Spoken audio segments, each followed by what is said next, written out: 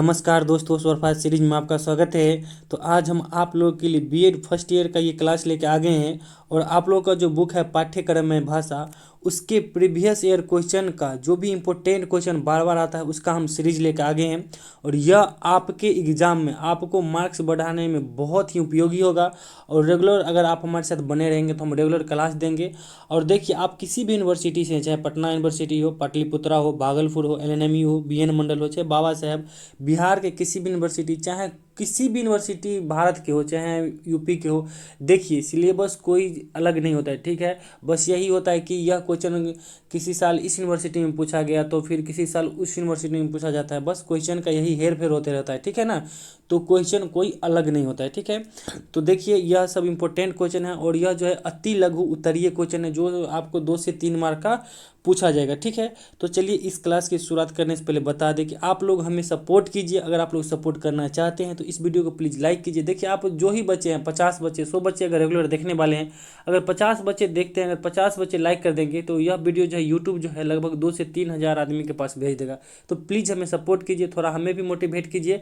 और आप हमें सपोर्ट एक बार करेंगे तो हम आपके लिए 5 बार खड़ा रहेंगे। ठीक है, तो चलिए, अगर 80% मार्क लाना है तो रेगुलर आपको तैयारी करना पड़ेगा। आप किसी भी यूनिवर्सिटी से हैं तो आपको अगस्त से पहले आपका फर्स्ट ईयर 21-23 सेशन का हो जाएगा। ठीक है, तो चलिए इस क्लास की शुरुआत करते हैं। तो देखिए, जैसा कि हम आपको बोले कि आपका जो बुक है पाठ्यक्रम में भाषा, उसी से यह हम क्वेश्चन लेकर आए हैं।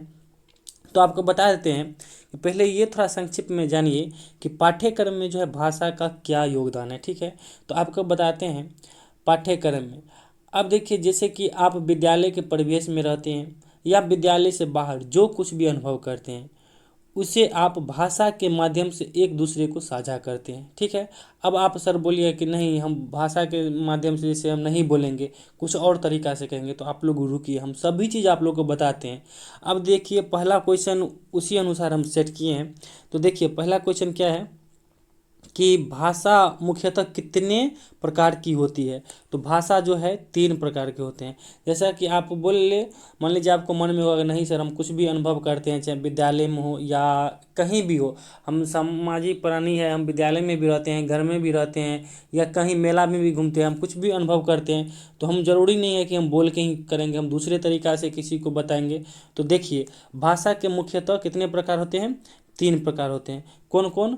मौखिक होता है, सांकेतिक होता है और लिखित होता है। मौखिक जैसे आप किसी को बोल के कुछ कहते हैं, जैसे हम अभी आपको जो है बोल के बता रहे हैं। ठीक है, तो यह हो गया मौखिक। अब मान लीजिए सांकेतिक भाषा क्या हो गया।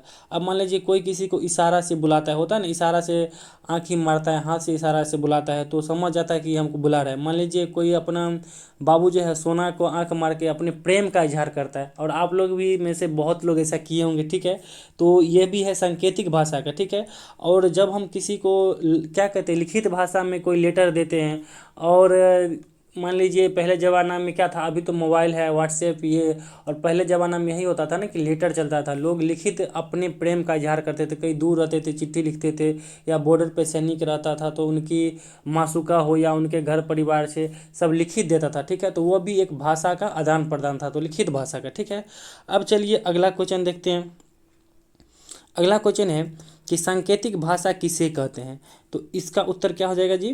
तो जब विचार विनिमय शब्दों द्वारा ना होकर भाव भंगिमा से होता है, ऐसी भाषा को जो है सांकेतिक भाषा कहते हैं। जैसा कि आपको ऊपर भी हम बता दिए, सांकेतिक भाषा उसे कहते हैं जब आप किसी से बोलते नहीं हैं या कुछ लिख के नहीं देते हैं, इशारों में हो या जैसे भी हाथ के इशारा से हो, आप अपने शारीरिक के किसी भाग से इशारा करते हैं या आँख से करते हैं या मुंह से करते हैं इशारा चुपचाप, तो वो क्या हो गया? भाव भंगिमा हो गया। तो यह सब क्या कहलाता है? सांकेतिक भाषा कहलाता है। अब चलिए अगला क्वेश्चन देखते हैं। और देखिए, यह क्लास आपको अच्छा लगता हो तो प्लीज़ वीडियो को लाइक कीजिए और ज़्यादा से ज़्यादा आदमी के पास शेयर कीजिए। ठीक है, और देखिए यही सब क्वेश्चन आता है बीएड में, कोई भी भारी क्वेश्चन नहीं रहता है। अभी से आप रेगुलर पढ़िए, और हम जितना क्वेश्चन लिखा रहे हैं थोड़ा अपने भाषा में, जो हम बोल रहे हैं कुछ अपने भाषा में लिखने की कोशिश कीजिएगा। और परीक्षा होगा अगस्त में, और मान लीजिए किसी यूनिवर्सिटी का अगस्त में होगा, वैसे पाटलिपुत्रा का डेट दे दिया है, जैसे इनका तो 4 अप्रैल से होगा, या फिर मौलाना का भी आपको रजिस्ट्रेशन हो गया है, इस सब का भी जो है अप्रैल से मई तक हो जाएगा एग्जाम। ये एलएनएमयू का भी हो जाएगा, और पटना का भी, पटना यूनिवर्सिटी का भी आपको अप्रैल से मई तक हो जाएगा। तो आप लोग रेगुलर अभी से तैयारी में बने रहिए और कोशिश कीजिए कि आप लोग अपने एग्जाम में 80% मार्क लाए। अब अगला क्वेश्चन है, अगला क्वेश्चन क्या है जी कि भाषा का प्रथम रूप कौन सा है, ठीक है। तो उत्तर में है इसका मातृभाषा। अब देखिए भाषा का प्रथम रूप हम बोले, इसका सही उत्तर क्या होगा, मातृभाषा।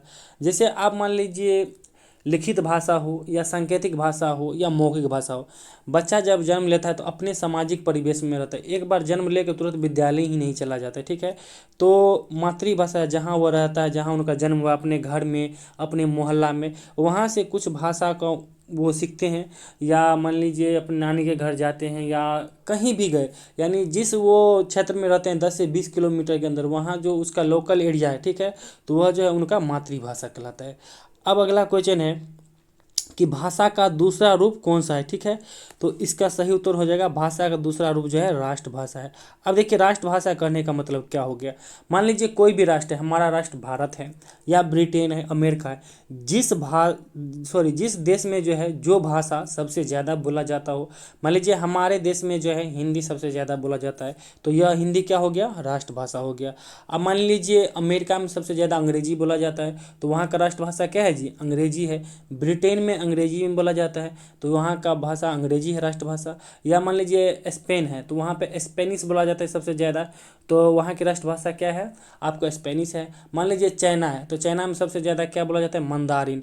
तो और दुनिया की सबसे ज़्यादा बोले जाने वाली भाषा कौन है जी, मंदारिन ही है। तो यह होगी राष्ट्रभाषा। मान लीजिए किसी भी राष्ट्र की सबसे ज़्यादा बोले जाने वाली भाषा को जो है राष्ट्रभाषा कहते हैं, और हमारी राष्ट्रभाषा क्या है, तो हिंदी है। अब चलिए अगला प्रश्न देखते हैं। अगला प्रश्न है जी कि भारतीय संविधान में कितनी भाषाओं को मान्यता प्रदान की गई है। तो इसका सही उत्तर क्या हो जाएगा, 22 भाषाओं को, ठीक है। हमारे भारतीय संविधान में जो है 22 भाषाओं को मान्यता प्रदान किया गया है, और यह जो है संविधान के 8वीं अनुसूची में है। अब आज चलिए अगला क्वेश्चन देखते हैं। अगला क्वेश्चन है कि भारत में हिंदी कितने प्रतिशत लोग बोलते हैं। तो इसका सही उत्तर क्या हो जाएगा जी, 30%। भारत में जो है हिंदी 30%। और देखिए अभी रुकिए, यह जो है हम आपके प्रीवियस ईयर का जो भी क्वेश्चन देकर वहाँ आंसर दिया हुआ था, मगर अब आप लोग सुधारिएगा, क्योंकि देखिए क्या होता है ना कि ये एग्ज़ाम जो है 2015 से 17 ये सेशन वाला पूछा है, ठीक है, पाटलिपुत्रा का पूछा गया क्वेश्चन है, और यह जो है आपको मगध यूनिवर्सिटी में पूछा गया क्वेश्चन है। मगर आपको बता देते हैं क्या होता है ना कि क्वेश्चन जो सेट करते हैं वो थोड़ा अपडेटेड नहीं रहते हैं, जो पिछले डाटा रहता है वही उठा के ये कर देते हैं, ठीक है, टाइपिंग करा देते हैं। मगर आपको बता देते हैं कि जब जनगणना हुआ था 2011 में, तब भाषा की ये गणना की गई थी, तब जो है हिंदी बोलने वाले की संख्या कितनी थी जी, 43.63%, ठीक है। हिंदी बोले जाने वाली भाषा जो है भारत में 43.63% है 2011 की जनगणना के अनुसार। और भारत में सबसे ज़्यादा बोले जाने वाली भाषा कौन है, तो हिंदी है, और दूसरी बोले जाने वाली भाषा कौन है, तो जी बंगला है। अब चलिए अगला क्वेश्चन देखते हैं। और देखिए आपको जैसा मान लीजिए अगर फिर भी क्वेश्चन टाइप करने वाले, अगर यूनिवर्सिटी वाले जो है तो वो अगर फिर सेट करते हैं 30% ही, तो आप ऑप्शन के अनुसार अगर मान लीजिए 40% नहीं रहे, सॉरी 43% नहीं रहे, तो आप जो है 30% ही मारिएगा, जैसा ऑप्शन में आएगा वैसा मारिएगा, ठीक है। अब चलिए अगला क्वेश्चन देखते हैं। अगला क्वेश्चन है कि भारत में कितनी भाषाएं एवं बोलियां प्रचलित है। तो इसका सही उत्तर हो जाएगा लगभग, इसको कीजिएगा 1652 है, ठीक है। तो लगभग में मान लीजिए 1650 भी रहे तो आप मार सकते हैं, लगभग में मान लीजिए आगे पीछे 10 इधर 10 उधर रहे तो आप मार दीजिएगा अपने अनुसार, ठीक है, 1652। अब अगला क्वेश्चन देखते हैं। अगला क्वेश्चन है कि क्रिया के आधार पर पढ़ने के कितने प्रकार हैं। तो इसका सही उत्तर बताते हैं। देखिए क्रिया के आधार पर जो है पढ़ने के 2 प्रकार हैं, कौन कौन, मौखिक पठन और मौन पठन। यानी आप कोई भी क्रिया करते हैं, यानी मान लीजिए क्रिया के आधार पर यहाँ पढ़ने की बात की गई है ना, जब पढ़ने के लिए बैठते हैं काम करते हैं तो 2 तरीका से आप पढ़ते हैं। एक तो आप बोल के पढ़ते हैं जिसे मौखिक पठन कहते हैं, जैसे मान लीजिए अभी हम बोल के आपको पढ़ा रहे हैं, मौखिक हो गया। और एक क्या होता है ना कि मौन पठन, मान लीजिए आप लड़का है, आप किसी शहर में रहते हैं, मान लीजिए कोई पटना में रहता है या कोई अपने डिस्ट्रिक्ट में पढ़ाई करता है, जब आप किसी लॉज में रहते हैं अपने दोस्त के साथ, या आप मान लीजिए लड़की है और आपकी जो मित्री हैं वो आपके साथ रहती है एक रूम में, तो आप मान लीजिए अगर बोल के पढ़ते हैं तो आपके रूम पार्टनर क्या बोलते हैं कि थोड़ा चुप चुप यानी चुपचाप पढ़ो, यानी भन बनाओ न। तो तभी आप क्या करते हैं कि पार्टनर के उस मजबूरी को देखते हुए कि उनको भी डिस्टर्ब ना हो, तो आप क्या करते हैं कि मन में ही पढ़ते हैं, इसे ही क्या कहते हैं, मौन पठन। तो क्रिया के आधार पर पढ़ने के 2 प्रकार हैं, कौन कौन, मौखिक पठन और मौन पठन।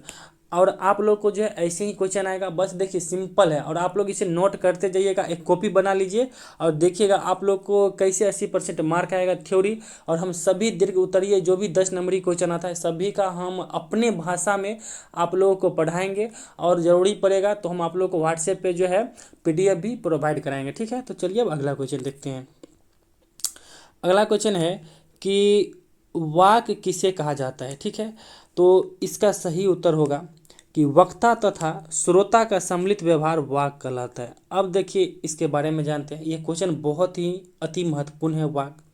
तो देखिए वाक क्या होता है, जब कोई वक्ता यानी बोलने वाला और जो श्रोता होता है, ठीक है, इनके बीच में जो लगाव होता है वह जो है वाक कहलाता है। मान लीजिए आप कोई भी चीज़ किसी को उपदेश दे रहे हैं या अच्छा विचार दे रहे हैं, जब मान लीजिए अगर आगे सुनने वाला ही नहीं रहेगा तो आप बोलेंगे क्यों। तो यही होता है। या मान लीजिए आप कुछ बोलते हैं तो सुनने वाला भी होना चाहिए और वह आपके बातों को सुने। तो आपके और उनके बीच में जो जुड़ाव है यही जो क्या कहलाता है जी, वाक कहलाता है। ये जो वाक है यही कहलाता है, ठीक है। तो ये हो गया। और ये आपको देखिए ऑब्जेक्टिव में पूछेगा और अति लघु उत्तरीय में पूछेगा, तो इसे जरूर आप लोग याद रखिएगा इंपॉर्टेंट क्वेश्चन में। अब देखिए अगला क्वेश्चन है कि 2 हिंदी भाषी राज्य का नाम बताइए। तो देखिए आप लोग इसे कमेंट में बताइए, क्योंकि देखिए आप लोग बीएड करने के लिए जा रहे हैं और आप लोग को इतना तो ज़रूर पता होना चाहिए कि मान लीजिए हमारा बिहार भी हिंदी भाषी राज्य है, और भी है हमारे पड़ोस में 4 5 6 हिंदी भाषी राज्य हैं। तो आप लोग ज़रूर कमेंट करके बताइएगा, बस 2 किसी का भी नाम ले लीजिए, ज़रूरी नहीं है कि 2 ही, आपका जो मन होगा जो भी हिंदी भाषी राज्य है आप नाम बताइएगा। और देखिए यदि आप लोग रेगुलर पढ़ना चाहते हैं तो आप लोग रेगुलर बने रहिए, और हम एक दिन करके नेक्स्ट, जैसे आज हम वीडियो डालें तो फिर जो है अगले नेक्स्ट दिन देंगे, तो ऐसा रहेगा, अल्टरनेट करके हम देंगे। और आप लोग हमें सपोर्ट कीजिए, इस वीडियो को लाइक कीजिए और कमेंट कीजिए कि यह क्लास आपको कैसा लगा, हेल्पफुल लगा तो ठीक है, नहीं तो फिर कोई बात नहीं। तो चलिए thank you, all the best, और हमारे साथ बने रहिए। Thank you.